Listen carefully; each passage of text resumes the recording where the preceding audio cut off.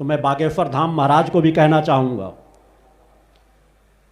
इन तुच्छ साधनाओं का उपयोग करके समाज को दिशा भ्रमित मत करो।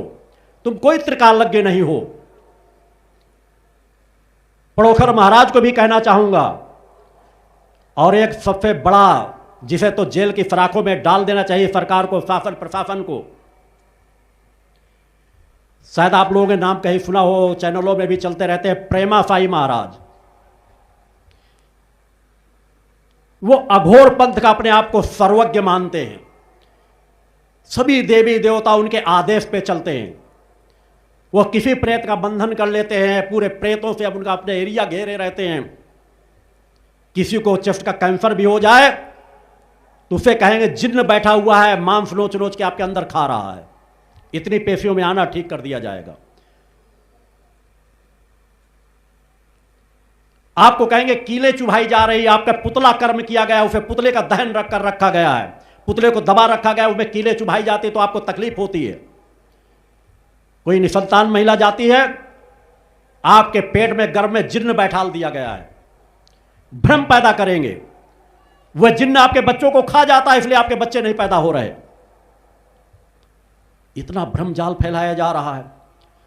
छड़ी लेकर के इतनी हजार ये मातंगी महाराज माता आए, ये आए, इनके इतने मंत्रों का जाप करें, इतने इधर से करें, दाएं से करें, बाएं से करें, रीढ़ की हड्डी से करें, इनका डीएनए बदल दें, इनका खून बदल दें। आप उनको देखोगे दंग रह जाओगे। आज 21वीं सदी में अच्छाई के रास्ते में प्रेरित न करके भूत प्रेत को झाड़ने के नाम पर ऐसे धूर्त लोग, मैं धूर्त शब्द का संबोधन कर रहा हूं, कि प्रेमा साई जय महाराज जैसे लोगों को, जो अपने आप को प्रेमा साई कहते हैं, हजारों भूतों का डेरा उनके पास बना है। वो बड़े बड़े जिन्नों को कैद कर लेते हैं, उनके आदेश पे ना मालूम कितनी शक्तियां कार्य कर रही हैं। ऐसा भ्रम जाल फैलाया जाता है। आप देखोगे तो दंग रहोगे, किस तरह भूली भाली जनता को ठगा जाता है, लूटा जाता है। यहां तंत्र मंत्र का कार्य नहीं होता पड़ोखर महाराज, यहां मां की आराधना और भक्ति होती है। यहां लोगों को भक्ति ज्ञान और आत्म शक्ति सिखाई जाती है। मेरे शिष्य 2 रुपए में बिकने वाले शिष्य नहीं हैं। होंगे आपके पास ऐसे लोग जिनको आप खड़ा करा करा के नौटंकी कराते हो। ये मेरे वे शिष्य हैं जो विवेकवान हैं, चेतनावान हैं। 2 रुपए क्या, अपनी पड़ोखर सरकार की पूरी संपत्ति भी लगा दोगे तो भी मेरे शिष्यों को खरीद नहीं पाओगे। बोलो गुरुदेव भगवान की जय। यह वह स्थान है। मेरे पास कितनी सिद्धियां हैं यह तुम गिन नहीं पाओगे पड़ोखर महाराज।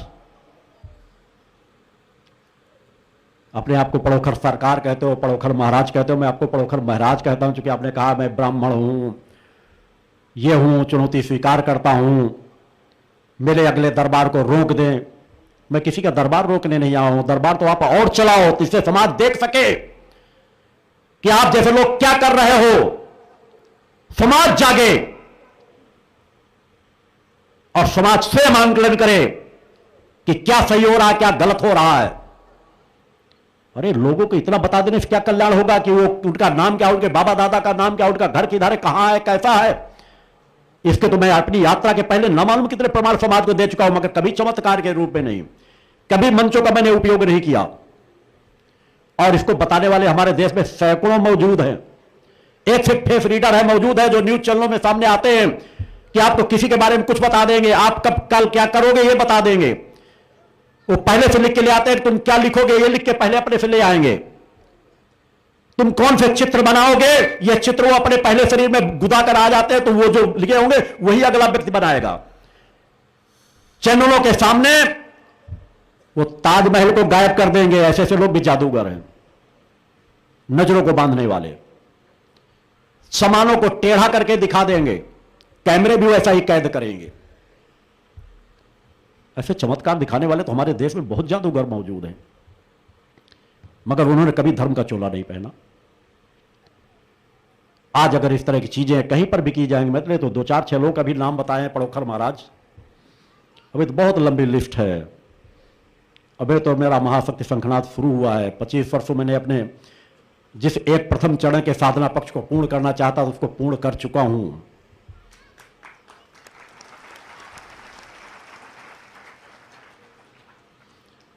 अभी तो मैं अनेकों लिस्ट पेश करूंगा, सब लोग एक साथ हो जाना।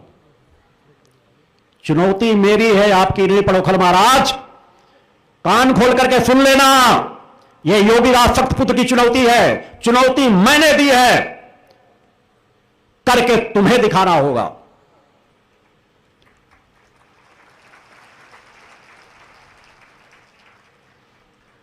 समय निकलता जा रहा है। तुमने सरस्वती कहा कि मैं सरस्वती का प्रयोग कर रहा हूं। मेरी वाणी को रोक सको तो रोको, अब भी वक्त है। 6 बजे तक मेरा कार्य चलेगा, कम से कम 4:15 बजे तक मैं बोलूंगा। 5:15 बजे महाशक्ति शंखनाद होगा।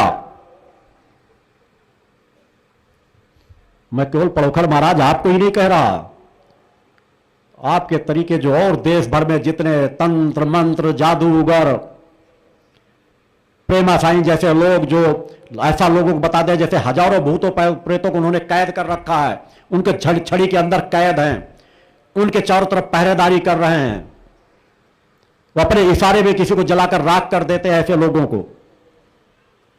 बागेश्वर महाराज आपके पास भी आप दूसरों को दिखाते हो कि बहुत बड़ी सेना है, आपके इशारे पे प्रेत पैताल काम कर रहे हैं, और डंडे मारो और ऐसा करो।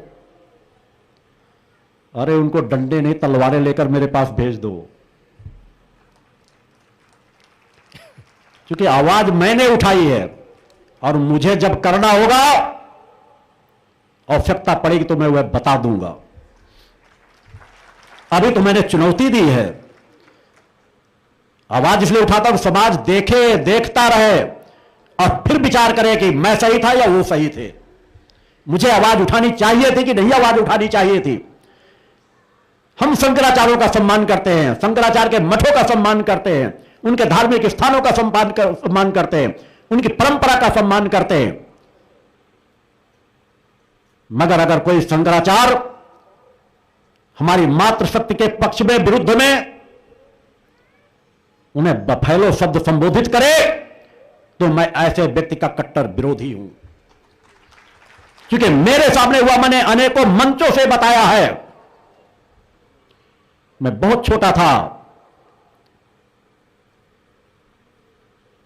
तब से लेकर अब तक की यात्रा में तो मैंने अनेकों बार उन बातों को व्यक्त किया है। मैं किसी राजसत्ता के सहयोग से नहीं चल रहा। बागेश्वर महाराज और पड़ोखल महाराज सब लोग सुन लेना, योगाचार्य सुन लेना, रामदेव,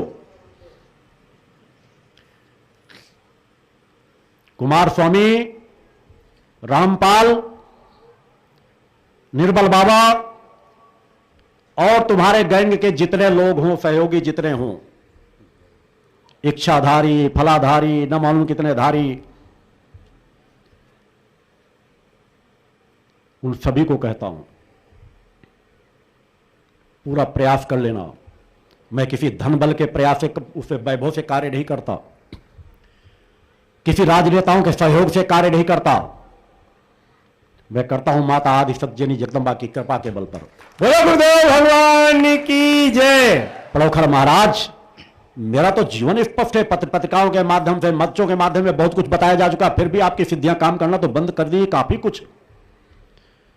कि आप जब मेरे ये नहीं बता पाए, लोगों को गलत बताया कि मेरी तुम्हारी 25 साल पहले मुलाकात हुई है, मेरी कभी तुमसे मुलाकात नहीं हुई। शिष्यों समाज को गुमराह मत करो। अगर ऐसा कोई एक प्रमाण दे दोगे तो मैं आजीवन आपकी गुलामी करूंगा। बोलो गुरुदेव भगवान की जय। यह धार्मिक स्थान तो कभी गुलाम नहीं होगा, न तुम मुझे कभी गुलाम बना पाओगे, क्योंकि मैं जानता हूं। मगर कहीं पर भी तो कुछ सही ज्ञान कराए होते, दूसरों को बताते हो हम ये बता देंगे, वो बता देते हैं, ये ऐसा कर देंगे, वो ऐसा कर देंगे। झूठी जानकारियां दे सकते हो कि मैं ऐसा करता था पहले, वो ऐसा करता था। मेरा जीवन तो बचपन से लेकर समाज के बीच है, यात्रा समाज के बीच है। मैं कब कहां रहा हूं, एक एक दिन का, एक एक मिनट का खाका मिल जाएगा। फिर भी गलत जानकारी आपने हासिल की। आपकी विद्याएं क्या काम कर रही हैं? और थोड़ा सा प्रयास करो। पड़ोखर सरकार, मैंने कभी पेड़े नहीं बेचे,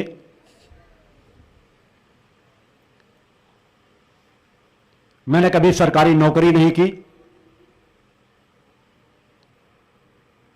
मैं केवल एक सरकार की नौकरी करती हूं जो माता आदिशक्ति जगजननी जगदम्बा है। मैं बचपन से उन्हीं का नौकर हूं। बचपन से ही मैंने अपने भाइयों के बीच कह रखा था, मुझे जीवन में कोई नौकरी नहीं करना।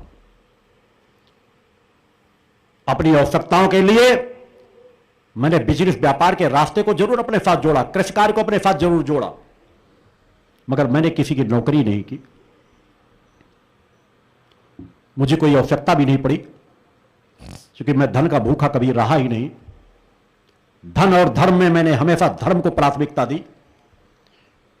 बचपन से अपनी एक साधनात्मक यात्रा तय कर रहा हूं। और कई चीजें पड़ोखर महाराज ने पता नहीं कहां से क्या चीजें लेकर के, शिष्य इस तरह के हैं, 2-2 रुपए में बिकने वाले शिष्य हैं। पहले छोटा सा बड़ा पंडाल लगने लगा है। पड़ोखर महाराज, इस शिविर में तो मेरे सामने मेरा पंडाल भी नहीं लगा हुआ है। लाखों लाख लोग भक्त बैठे हुए हैं। 50,000 लोगों ने शंखनाद किया है।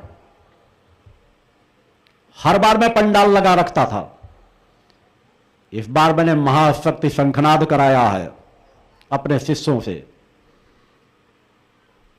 खुले आसमान में कराया है।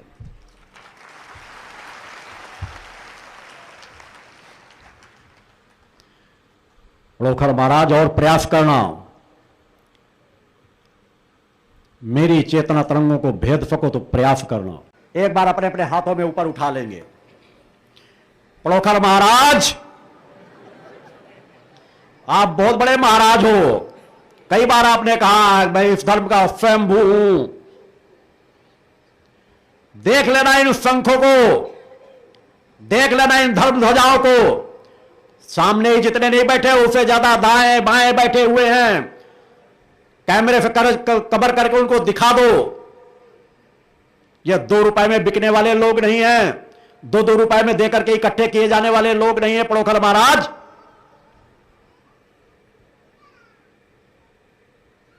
यह वह शंख हैं जिसके ध्वनि से अधर्मी अन्यायियों के कलेजे कांप जाते हैं। बोलो गुरुदेव भगवान की जय।